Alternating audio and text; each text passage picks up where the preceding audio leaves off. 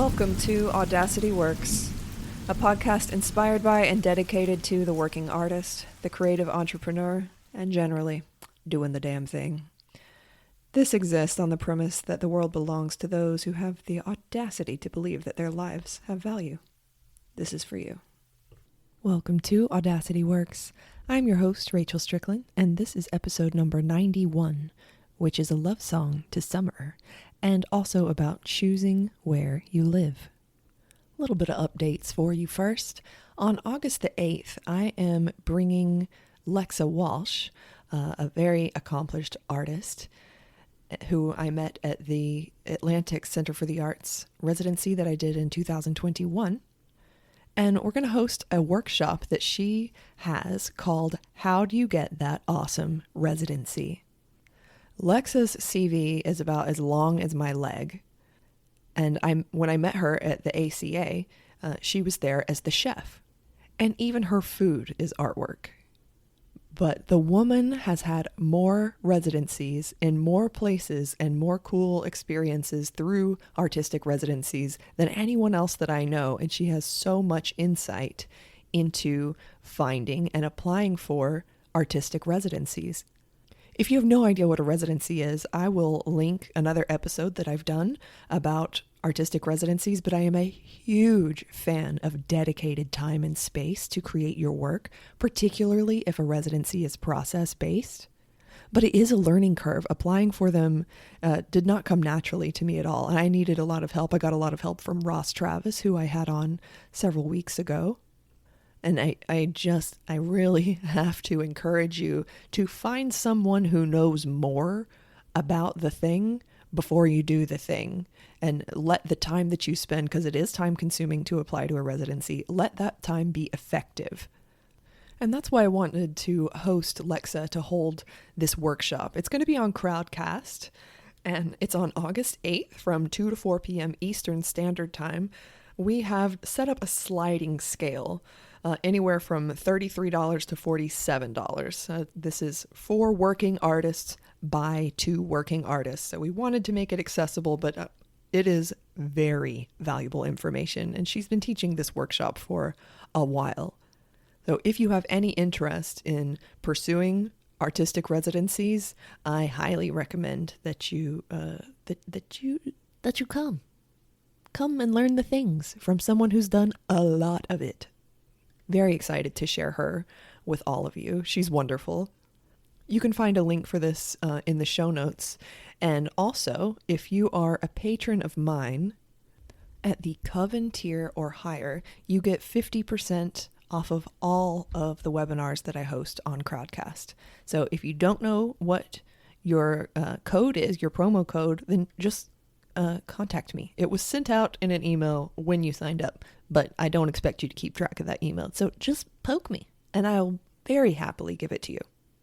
So check the show notes for a link to learn more about the workshop. And if you want to see Lexa's work, I'm going to post some stuff and some links where you can learn about her. You know where to go. You know where the things are. So on to the meat of this episode, which is a love song to summer. Because we don't get to hold it for very long, and it is absolutely my favorite season. I love being warm. I love not having to wear shoes, and it's not an accident that I live in the deep south, and not an accident that I live near the ocean. And it's a question that I've gotten a fair amount, like, why would you leave San Francisco to move to the deep south where things are backwards? And this is always said to me, and I don't begrudge anyone asking me that question. I get it. But it's always asked by people who have never spent a significant amount of time in the South, because frankly, it's fucking gorgeous here. I am a product of my environment, and I have always been a tree hugger, and I love trees. And the trees here are epic, y'all. They're like the old gods crawling out of the earth. They're amazing. The live oaks are what I'm talking about in particular. And just being able to sit here in my office and talk to you with this incredible live oak right in front of me. And like sometimes Bernie will walk by and I'm like, damn, life is good. I made good choices. This is thoroughly good shit. But it didn't happen overnight, and it had to happen really, really intentionally. And part of it is because of summer. I lived on the West Coast for 12 years, a little bit in San Francisco when I was first training as an aerialist, and then I moved to Seattle to be closer to Manflesh and to start working. And then we moved back to San Francisco together and lived there for another 5 years. And during all that time, there was no summer. There was wonderful working opportunities, incredible community, lots of places to learn and grow, and things that were not available to me in the small town in North Carolina that I grew up in. That's Monroe, North Carolina, if you're curious. There's no reason for you to know about it, and I don't recommend that you visit, unless you're looking to buy some fentanyl, which I also highly don't recommend. I kid, but not really. Not trying to dog on my hometown too much, but we lived outside of the county limits in the country, basically the Shire. Like we weren't in town, we were outside of town, and this is how I got to grow up barefoot, running through the woods, totally feral, with my sister and my brother and the other kids that lived in the neighborhood. If this sounds like too idyllic to exist, you are right. You are correct. And it really was as good as it sounds. And I got a really a strong, deep love for the summer. And all kids love summer, okay? You don't have to freaking go to school. It's, as a kid, there's no question. It's like, summer's the best. Summer is the best. When can summer happen? I don't care if I get too hot. I just don't want to go to school. So there was that started my love of summer. Also, my birthday's in June, so that was always fun. Highly recommend having a summer birthday. Nothing else is happening in the summer, so if you have a party, people are like, hell yeah, I'll come to your party. I ain't got nothing else to do. So when I lived on the West Coast for those 12 years, I was basically cold for 12 years. Seattle is not known for its warmth. San Francisco, if it's known for its warmth, it's by people with a completely different physical makeup than me, because I was cold the whole time. And it was worth it. It was worth it for the experiences that I got to have. But always I knew I wanted to come home. I wanted to come home to the South, where summer is a shaggy, wet blanket that envelops you the moment that you walk outside. And I know some people hate it, and they're like, oh, the humidity. I know, it's oppressive. And I love it. This is the environment that my body is meant to be in. My people are Southern people. Both sides of my family come out of an anthill in Arkansas. That's a joke. We're not ant people, but you know, the Arkansas part is true. And I realized this while I was living in San Francisco the first time. Like, I'm loving it here. I'm having great experiences. I'm learning. It's very, very difficult. But I feel like if I were just let loose in the wilderness of California, I wouldn't last very long. The cold fog and the strange trees. And I always just regarded the landscape around Northern California, and I'm like, this is such a strange place. It's just a strange American city. And I loved it, and I took possession of it and was very much a part of it. But I also knew it wasn't mine. I knew that I was a visitor.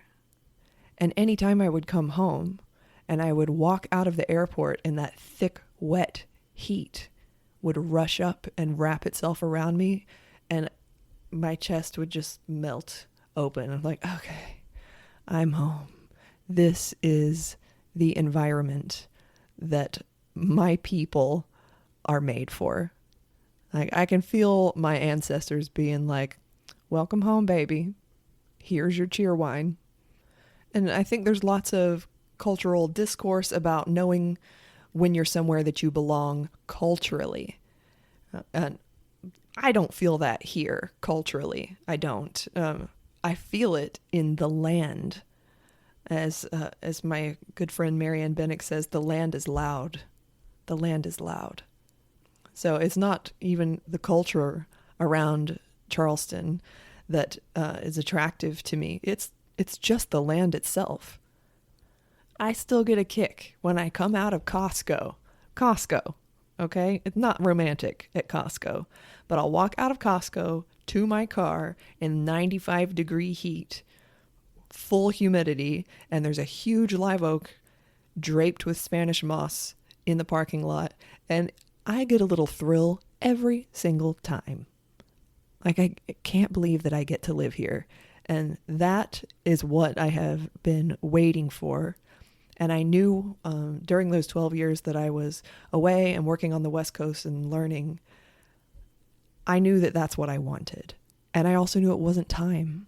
It wasn't time yet because I needed to build up on a career. I needed the opportunity to build up an international community. And then I could go home and travel to be a part of those communities when it was appropriate. And that is that's what I expected and hoped would happen, and it is what has come to pass. My good friend Gary Kirkland, he started Emerald City Trapeze Arts way back in 2009, and we became friends really quickly. I had just moved to Seattle. He had just opened the studio. No one was really happy that we were there, so we bonded over that. But he also loves the South. He's not from here, but he loves it. And he introduced me to a movie called The Love Song for Bobby Long. And this takes place in New Orleans. And he was like, okay, you got to watch the movie. So I went home one night, me and Manflesh watched the movie, and I sobbed like a little girl because they got the sound exactly right. The sound of cicadas in the summer screaming in their like cyclical spiral screams. It made me so homesick that I cried.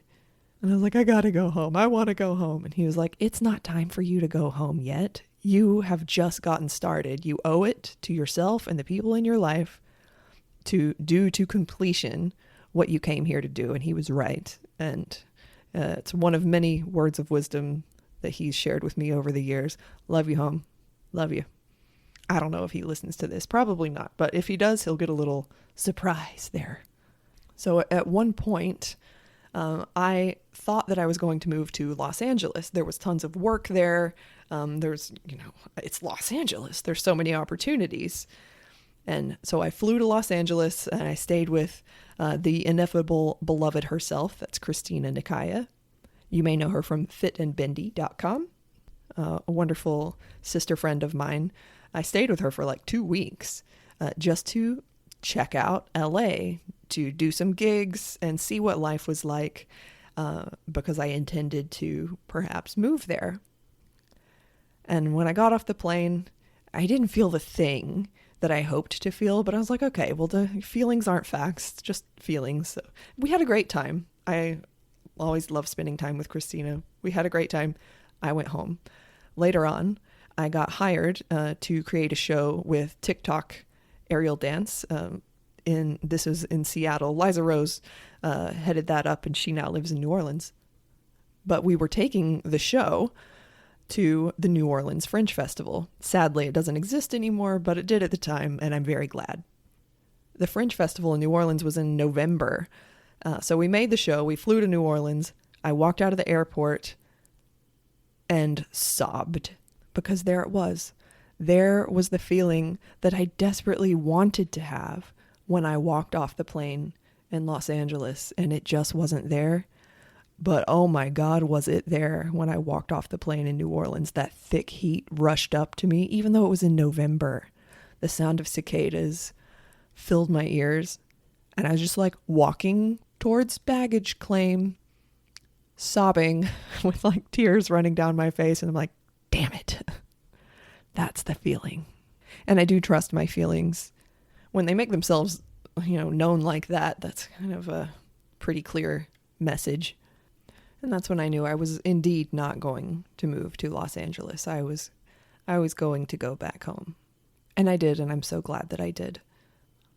Are there less opportunities here? You betcha. There's lots more room to make opportunities.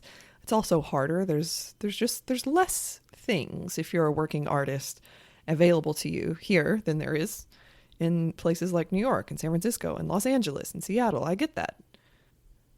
But the slower pace of life also appeals to me. I'm not much of a hustler. I can do it when I need to, but I think slowly, I talk slowly, I move slowly. This suits me. The heavy, wet blanket of a southern summer suits me. And the reason that I am harping on about all this is because I want to encourage you to think about what suits you and not what would make sense. It would have made a lot of sense for me to move to LA at the time that I was thinking about it. I wanted to perform at a very high level, and I wanted to learn more, and that would have made perfect sense for me to do that. But I couldn't, because it didn't feel right. So besides thinking about what culturally you might need, which is important, that does need to be taken into consideration, but I just think it's really worth also taking into consideration how you feel about the land itself. The land matters. What is the land that calls to you? The land is loud.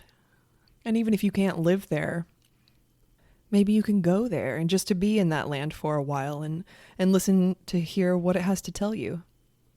So I'm leaving tomorrow for Ireland, another place where the land is loud and the people are so wonderful. And I love Ireland because I will go over and over and over, even though it's cold as fuck. It's so cold, but I love it. It's the only place that's wonderful enough that I'm okay with being cold just so I can go there.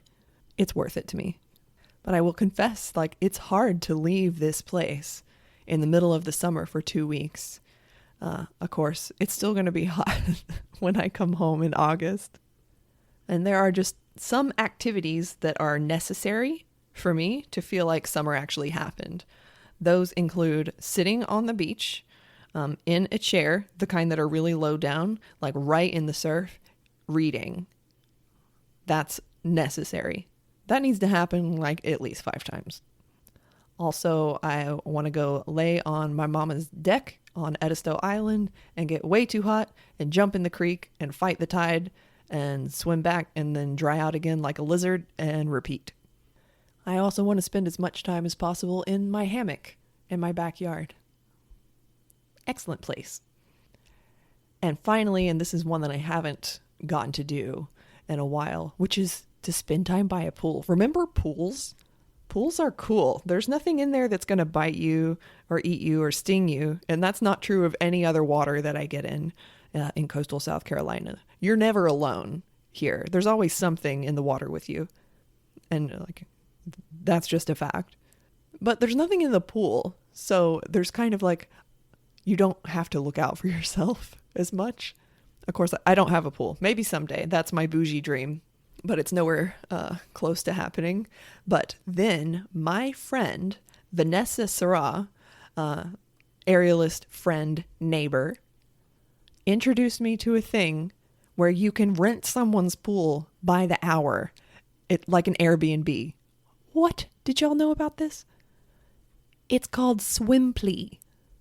I mean, mind blown. So I'll put a link to that if you're interested. And why wouldn't you be? Because then you could just borrow someone's pool at their fancy house for a couple of hours and then leave. And then you don't have to take care of it or anything. I just think it's brilliant. I haven't done it yet, but I intend to when I get home from Ireland. So I wanted to encourage you to think about what are the things that you need to do to feel like you have honored the season of your life that you are in, whether you're in summer or not. Well, if you're listening to this the day that it airs, you're either in summer or winter. So those are the things that I know I need to do to feel that I actually gave summer its due.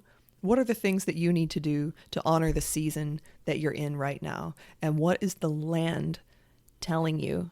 And what would you like to feel from the land where you are? Little side note here. I have a small, very small segment of my email list that is just for people who are local to the low country of South Carolina and the surrounding areas. I would include Atlanta as relevant to this list. If you want to be on the list for local things that I might dream up, please join that list, because I don't know how else to get that information out, and I am cooking up some things in my brain kitchen. So if you are local or anywhere near this area, get you over to the show notes and sign up for the local list. You won't be sorry. It is time for me to let you go. I want to thank you so much for listening to this is mostly an episode just about me and how I feel about things, but loved sharing it. Hope you enjoyed listening. Thank you for letting me talk into your ear for 20 minutes. This podcast is powered by Patreon, and I want to have an extra special warm and fuzzy hug of a thank you to my patrons for making this possible and for making so much more possible in my life. Thank you so much for standing with me. Whatever season and whatever land you're in, my friends, I hope you enjoy it and live it exactly the way that you want to. Don't go back to sleep.